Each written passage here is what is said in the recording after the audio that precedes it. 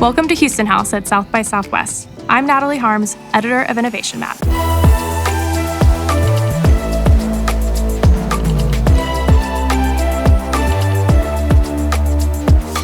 Women and multicultural entrepreneurs represent a major funding gap.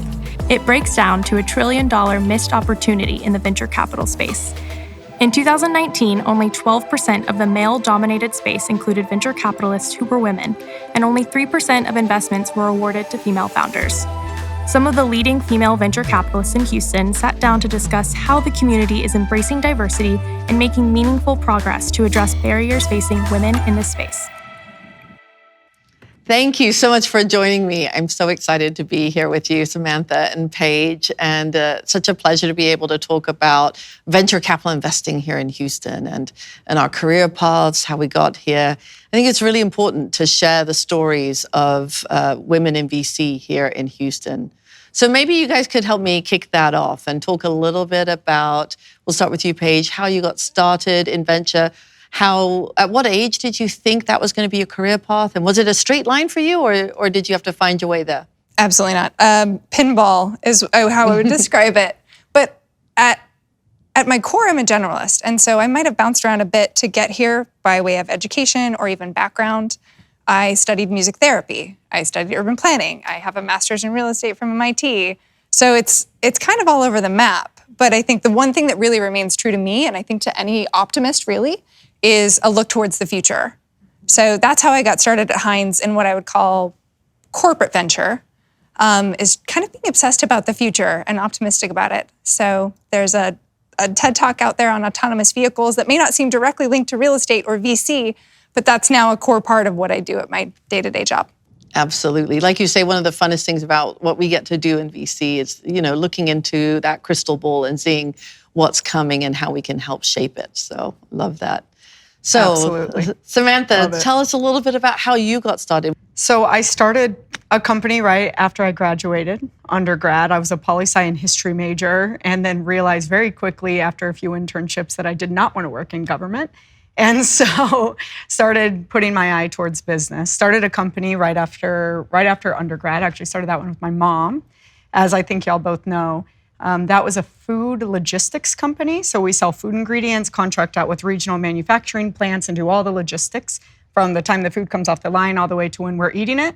So another big Texas growth story is Torchy's Tacos, a massive taco chain now. And we started with them. They were one of our very first customers, and they only had 5 stores at the time when we started with them. So we really were able to grow that and grow our customer base, grow our product line through just connecting with other Texas entrepreneurs.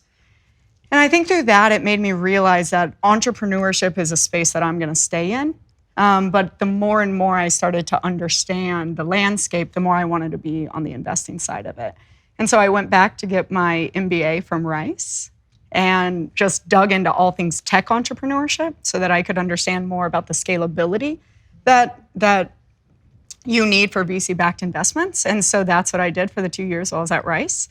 And then really forged my own path, just made a lot of connections through the Rice program and through Houston. As we know, Houston welcomes people that want to help with open arms. And so made a lot of connections that way, interned everywhere I could with every startup I could or did projects with them. And then through that landed my first investment job right after business school. And now jumped over 3 years later to Mercury Fund, where I'm a principal. Congratulations. What a fantastic platform for you. Mercury's, I believe, our largest financial VC in town with over 300 million in assets under management and really changing the landscape in the mid-country through financial VC investing. Absolutely. I think Mercury is well positioned for growth, especially in a post-COVID world where there's going to be a lot more remote teams, and there's going to be a lot of coastal companies think about how they can leverage resources in the middle of the country. And Mercury's been doing that for 15 years. So it was a perfect move for me. I got to stay in Houston, which was awesome, and continue building out this ecosystem. I totally agree with you with the geographic shift too. We're seeing it where we are in real estate, that tier 2 cities, which isn't meant to sort of give a slight to anybody, but this is where we're seeing the growth. The center of gravity has really changed. And I don't think there's any going back. To me, that's what opens up an opportunity for women to redefine what it means to be present in and remain in the workforce. That if we really are work from anywhere after COVID, I think that's a huge blessing for both the business side and us. And when you think about the career journeys as women, what do you think, what are the positives for women working in VC? So for me, I think one of the wonderful things about venture capital investing is that it is a relatively level playing field. When the technology ecosystem, I think, encourages women in many ways, although there aren't many women yet doing what we're doing. It's still a relative minority. So what's been your experience, and how do you think we can continue to grow this opportunity for women? I want to chime in there for a sec, but I'm curious actually about your statistics, because I know that you have them in your back pocket, but I'm coming from what I thought was a male-dominated industry in real estate, right? And now looking at the numbers, 10 years after I joined, we're now at about 35% of women participating in commercial real estate. And I thought that, gosh, that was really low when I was a 23-year-old, from Utah, right? Trying to participate in a very male-dominated game. But I think that actually VC is harder. I really do. And I didn't really realize that coming into this space, because now I get to play in both worlds. So from the what VC makes perspective, VC harder? I want to pull on that a little bit. I don't know. It's as much culture as anything, and maybe sometimes just showing up to the table where you don't know what you can't do. Mm-hmm. You end up doing it. Yes, there's power in that. Do you think it has something to do with the traditional way of doing venture that had to always do with network and warm introductions? And I'm not sure that real estate is that different. But I wonder if that might be why. Network and partners. That if you take a look across the VC spectrum and see what do the partners look like, that is so telling. That it is every woman leaving at a manager level or at some other sort of junior level, maybe. And it takes men in those networks, I think, who want to be part of this movement to allow for progress. And, each of us, I think, have been supported by great women, but also great men along the way who've, really encouraged that.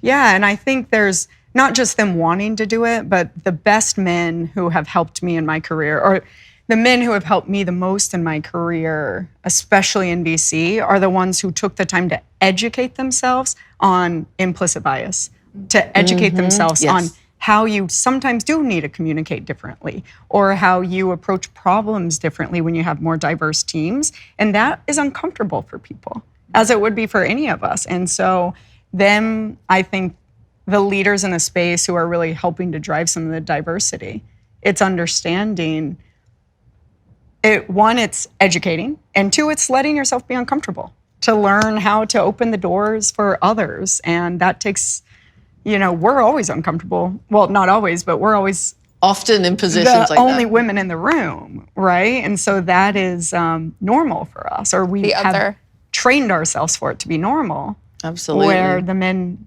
are now training themselves for that on things we've been training ourselves probably our whole career.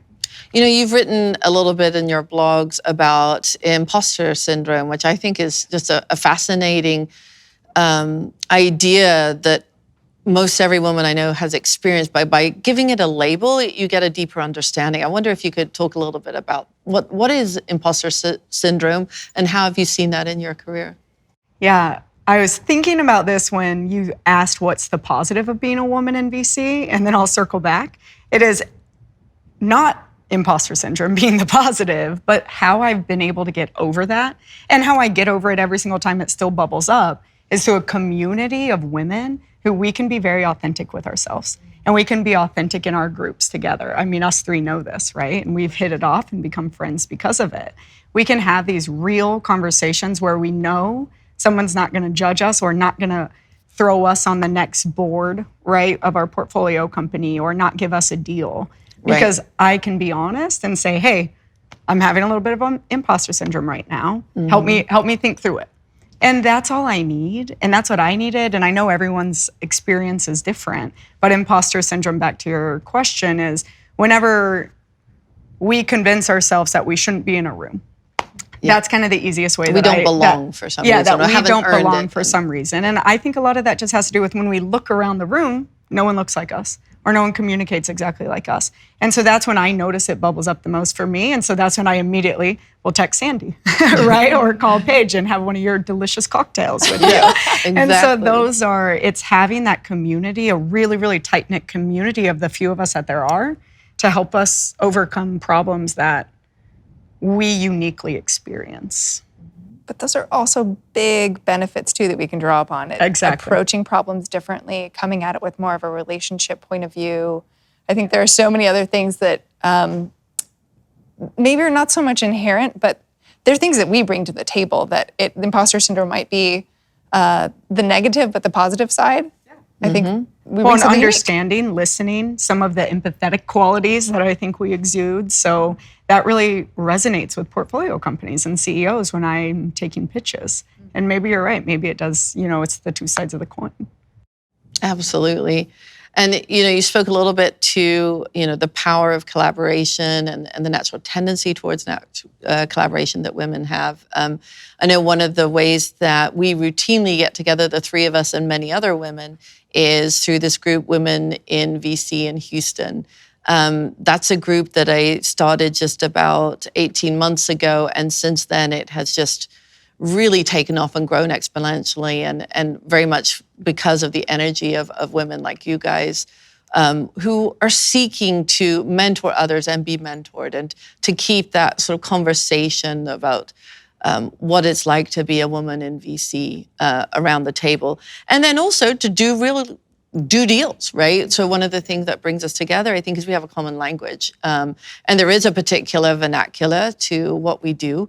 And it's a lot of fun to just speak with people who know that language right away and who can share deal flow and who can talk about valuations and exit assumptions, just quickly. And in a trusted environment. I think that's important as well. Yeah, I want to say something about that, Sandy, because too, I know that you're supposed to be leading us in questions, but I just want to say thank you for that, because I think that's another, going back to the benefits, right, of being a woman in this space, but also being in Houston, is that having someone like you, who has built a very successful career here, that now you're taking the time. I know how busy your schedule is, right? And you're taking the time to now start a group that has however many we have and help us build up our careers. And that's incredible. And I think it takes more women or more people doing that to help us continue to load the pipeline at the bottom, right? Of more women who want to get into the space. Because ultimately, the more women writing checks, the more females that get funded. That's what the data is showing. And I just want to thank you and give you a big shout out for doing that. I think it speaks to you. I think it speaks to Houston. And I think it speaks to the women in VC community in general. So. This city has an amazing capacity to help, and as a transplant, I don't think I've more quickly felt at home, because there are people like you who will advocate for and promote, and the amount of sort of friendliness with radical candor and honesty is something that's so refreshing, both sort of in our network of women in VC, but also I think the city at large. It's a pretty incredible place to be. When the company that is headquartered here that I work for is global, but I think in this backyard, there's so much opportunity here. So to be more grateful. Absolutely. Radical candor, I love that phrase. And it really does sum up one of the sort of the key tenets, I think, in the work that we do, right? Yeah. Because we're constantly having to face failure. And by we here, I actually mean VC broadly. Any of us investing in VC, and certainly those brave entrepreneurs who are building companies with our capital, we're facing failure every day and figuring out how to pivot from one dead end to the next main street, right? And to do that in a fast way does take, I think, radical candor. What advice do you have to other women who might find that an uncomfortable kind of mode? How do you play in this world of VC? Well, I think it's hard for me to say, if you're not already practicing candor, how to get there, because I think this was something I had to learn to control as a child, because I was always way too honest with everyone. So I do think, and I see this a lot more with women CEOs, but I'm assuming it probably goes with women investors too, is that we generally speaking, can be people pleasers, or we don't want to hurt people's feelings, or we don't want to do something that we think could make someone not like us. And so it takes us longer to get to a no, or to tell a CEO no as an investor. And so I have just gone on the complete opposite side of the spectrum. And I don't have any data to back that up. I'm just seeing, I know women in general can be said that we are people pleasers, whether that's true or not, but maybe we just have a different way about going to say no. We have to say no all the time as well, right? We experience failures all the time, but we also have to say no all the time. And every time I say no, it sucks. Yeah. Especially when I love the CEO.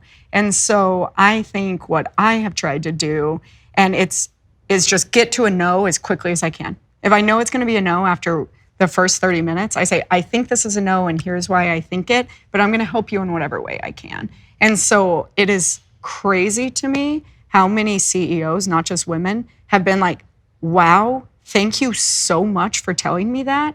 And now I have a really good relationship with all these people that we had to say no to investing in because I practiced this radical candor right away with them. And it took me some time to get comfortable doing that. But then I realized it's super beneficial because no one wants to waste their time. And so why string a CEO along, right, if that's not going to be the case?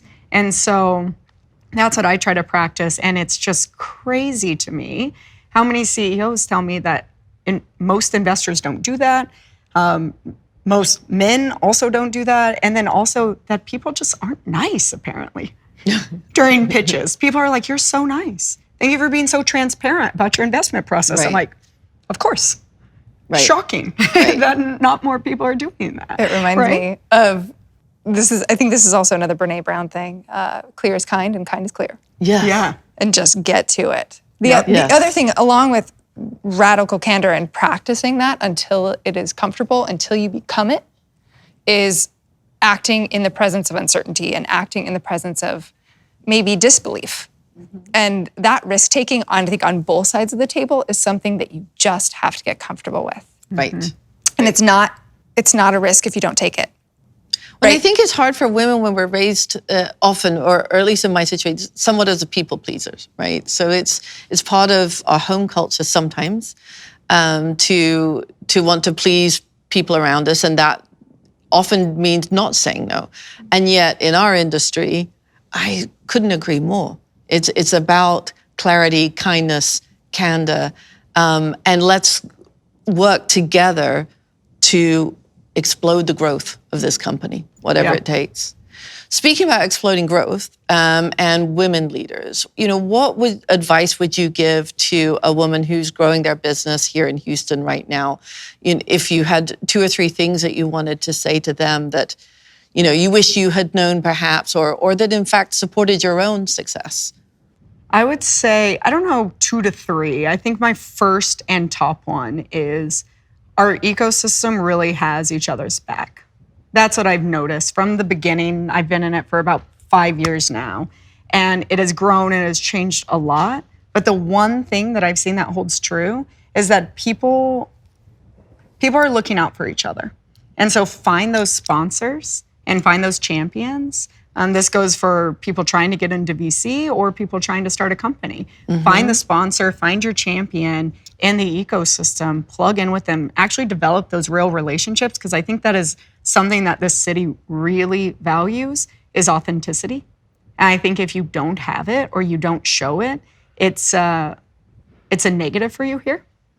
And I think I always encourage myself and encourage everyone I know, just be fully authentic and talk to people about your needs and talk to people what you're trying to do.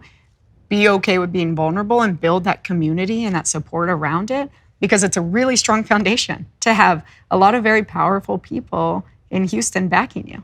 And it's easier to get to these people here because our ecosystem is still growing. Absolutely. And so you can open the door to have a conversation. Sandy, I met you before you probably should have even spent any time with me, right? And you had a coffee with me, and that's amazing. Yeah. And there's so many examples of that across our city. Absolutely. It was fun times because you just, here, I think you're so right. It's the stage of growth we are at in the tech ecosystem in Houston that makes it, a particularly collaborative environment and allows us just to reach out. And we don't have necessarily a reason, but other than mutual respect, really, to go and sit and share coffee. Paige, in our case, we had a real reason. We were both in a deal together, me and my prior firm, Weathergage, and you at Hines. And conferring about issues around that deal. So that's also a super fun way to connect. And I remember thinking when I met you, Paige, good Lord, where has this woman been? I need to know her more.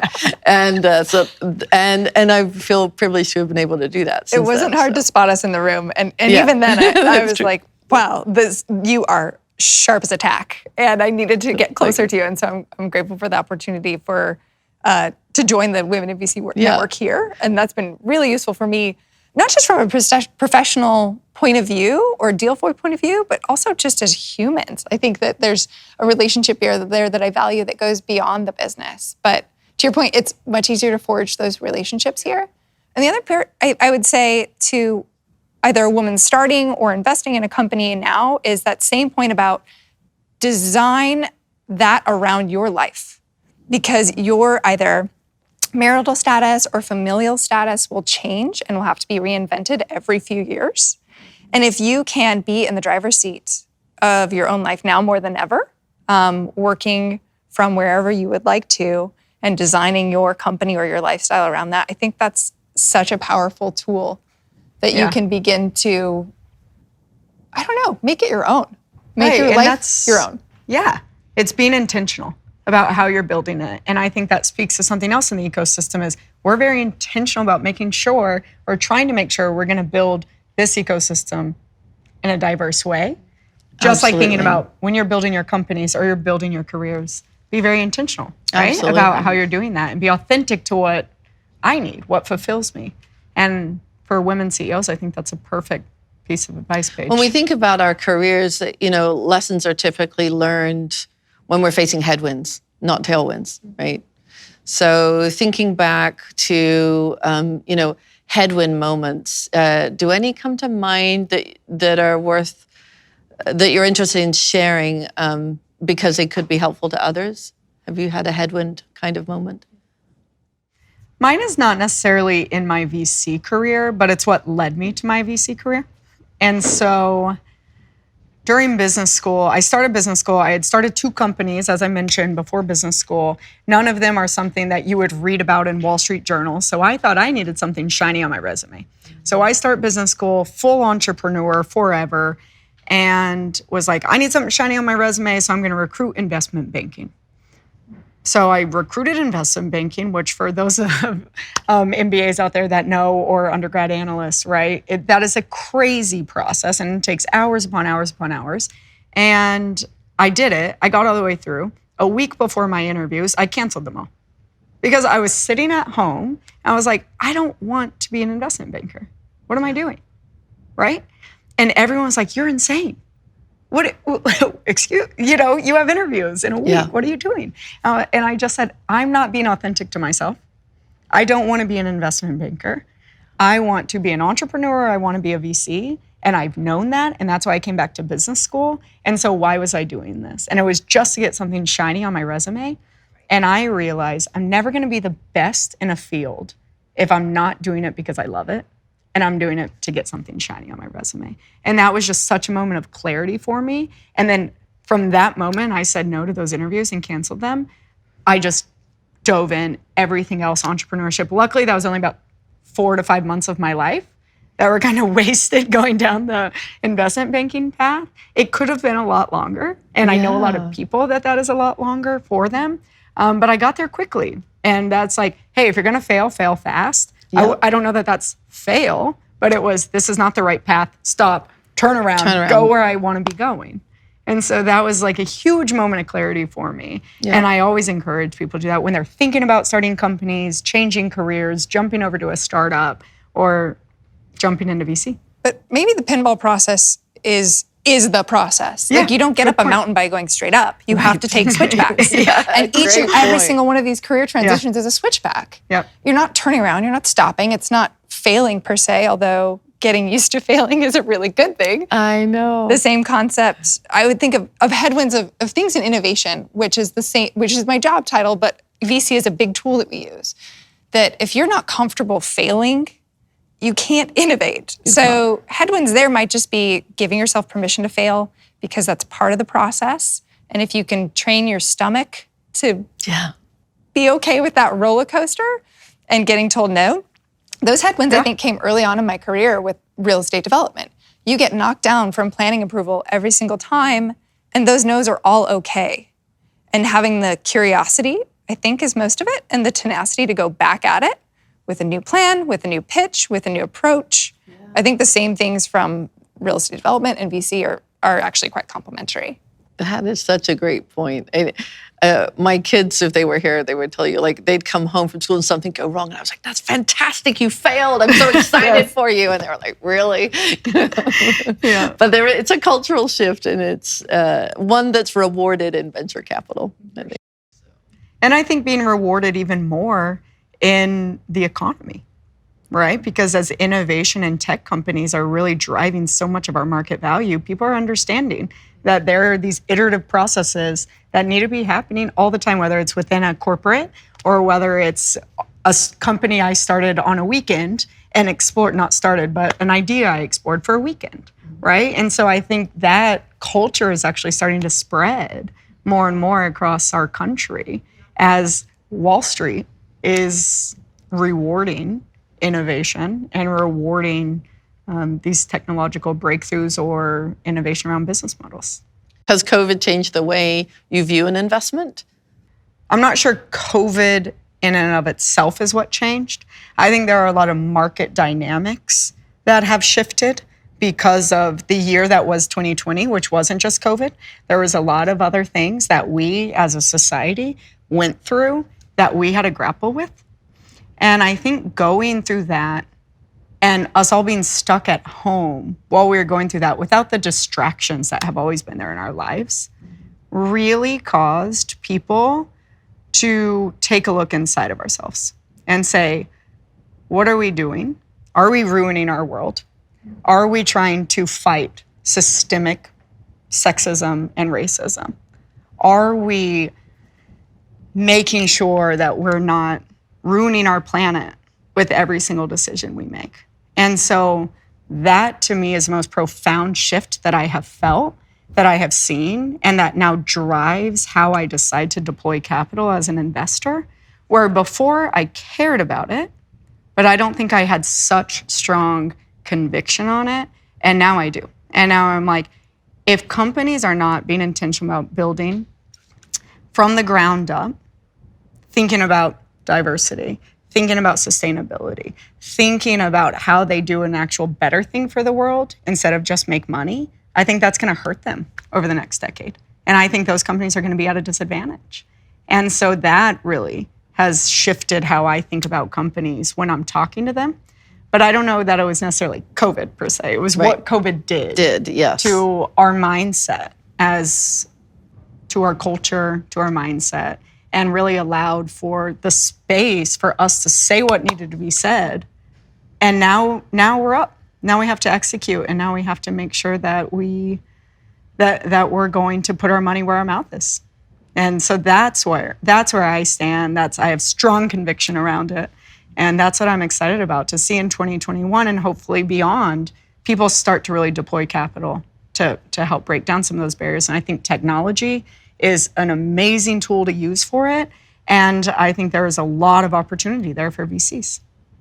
Somehow this brings a book to my mind. Have you guys read Seth Godin? He's got this book called Now It's Your Turn. And it's a very pithy book, but that whole idea of, each of us have been very lucky. A lot of people have supported us to help build our careers, have provided us opportunity when it might not have looked like an absolute fit, but they took a risk on us, right?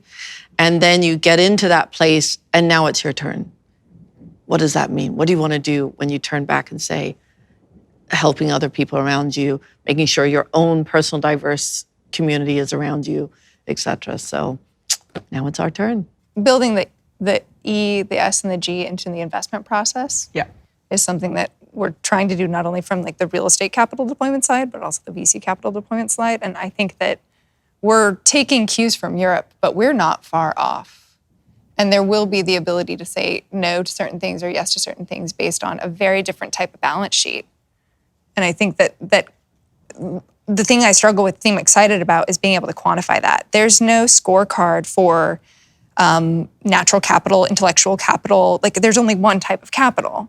But if you truly look at the complete value of the company, the complete value of the investment, that, whatever you want to call it, triple bottom line looks really different.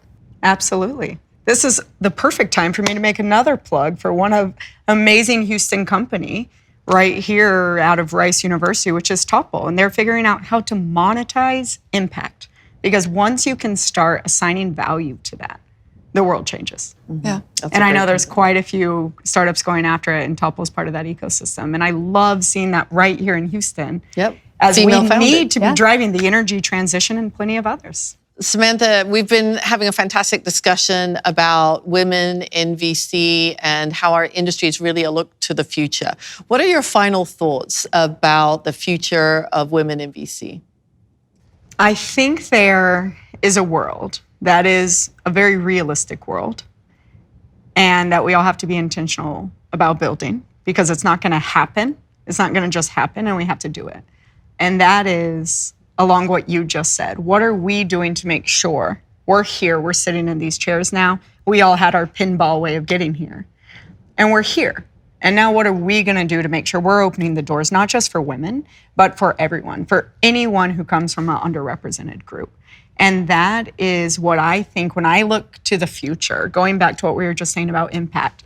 I think companies who are not building impact into every decision they make, from the start of their company to the boardroom to what they make on the day-to-day decision, are going to be at a disadvantage over the next decade. And I feel the exact same way about teams, especially in VC, that are not building diversity and are not building diverse thought around investment themes, around how they deploy capital, around where they want to deploy that capital in regions or whatever it might be, in communities. And I think looking forward 10 years, I see a world where when we're sitting in a room, when I'm sitting in a boardroom, I'm not the only woman anymore. Yep.